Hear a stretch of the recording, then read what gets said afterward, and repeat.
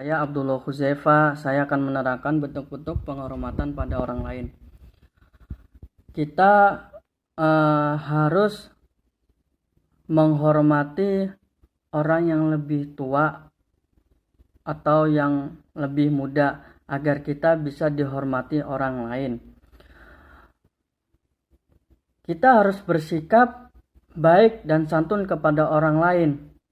Kita harus menunjukkan respek jika mampu memahami pendapat perasaan orang lain. Semua orang ingin diperlakukan dengan baik, termasuk kita. Bagaimana kita ingin diperlakukan kepada orang lain, maka kita tunjukkan respek dan bersikap santun saat berpesan dengan orang yang kita kenal, atau teman kerja, atau teman sekolah, atau keluarga. Bersikap sopan kepada orang lain. Waktu kita masih kanak-kanak atau masih kecil, kita belum mempunyai etika atau tata krama. Sewaktu kita masih udah dewasa, kita harus perilaku yang sopan dan harus tata krama kepada orang yang lebih dewasa. Kita harus berbicara yang sopan kepada orang lain agar kita bisa berinteraksi dengan baik kepada orang lain. Misalnya, saat di restoran kita harus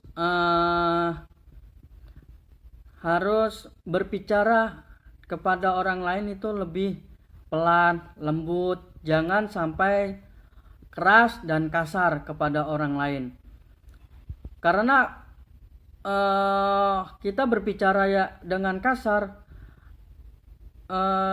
bisa jadi kita berantem atau tidak sopan kepada orang lain. Orang yang berbeda keyakinan.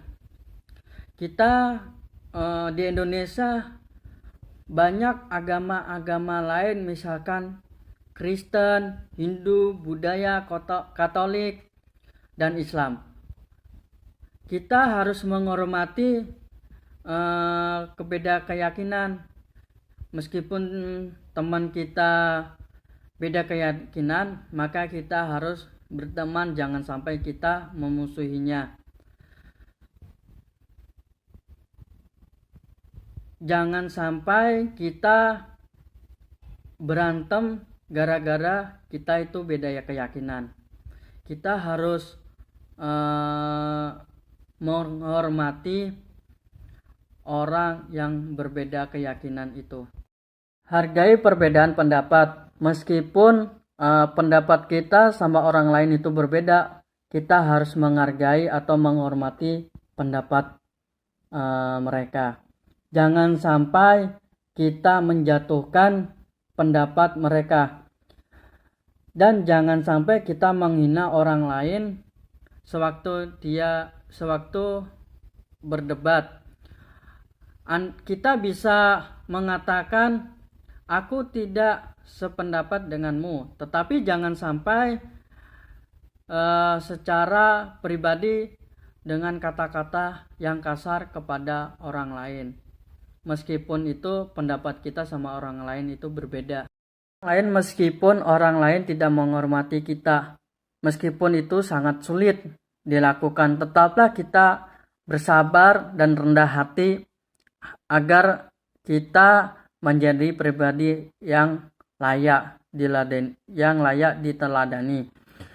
Jika seorang bersikap kasar atau jahat kepada kita, maka kita berlindung sendiri, tapi jangan ikut-ikutan merendahkan diri dengan menunjukkan sikap yang sama kepada orang lain. Kita harus menghormati orang lain meskipun orang lain itu tidak bisa menghormati